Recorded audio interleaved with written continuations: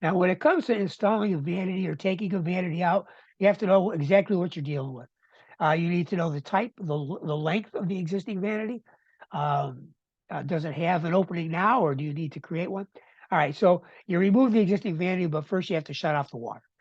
So you're going to, when you go in to estimate this job, you got to be looking underneath the vanity uh, to determine what you're going to need. And sometimes you just don't know if those shutoffs are working properly. So you have to be prepared to do that. All right. So I put on new shutoffs when I need it, but you won't know that until the actual job is done. So you bid the job to know that you got to be potentially putting new shutoffs on. So I put that extra cost in there. All right.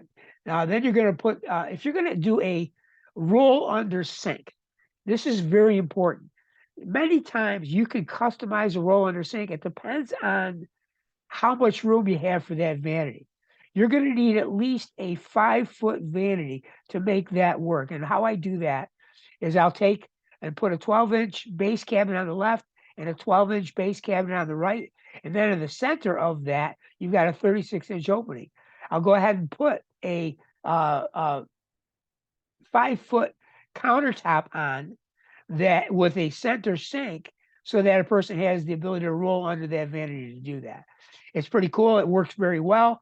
And you go ahead and you put all the necessary faucets and connections on there.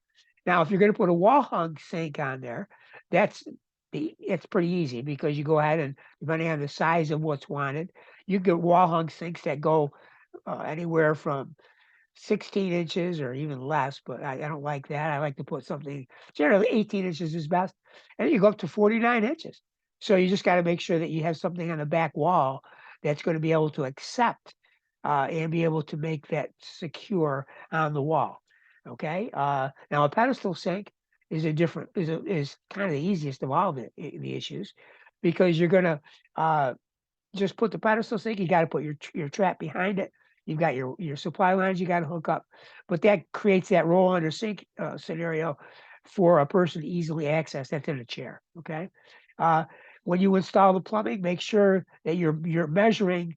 If you've got to move the plumbing from one source to the other, you just have to measure how long you got to run. You got to run that plumbing, and of course, you got to determine what you're going to do, how long it's going to take you, and you just got to figure that out. That's a part of your bid, of course. Then you install a touchless or lever handle faucet. I love to put on touchless faucets because it eliminates the need for anybody to try to turn something on. It's so many people have difficulty utilizing their hands, and this touchless thing allows them to wave their hands through and be able to turn on the faucet that way. Um, okay, so we've talked about putting on your new connections. Your supply lines get hooked up to the faucet.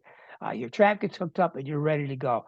And one of the last things that you have to be aware of is if you're creating a roll under scenario under that custom sink that I talked about earlier, what you can do and what you should do is install anti-scald coverings over the top of the trap and the water lines because sometimes a roll under scenario would occur. A person might not have great feeling in their legs, so they have to be protected, and that's what the anti-scald devices do.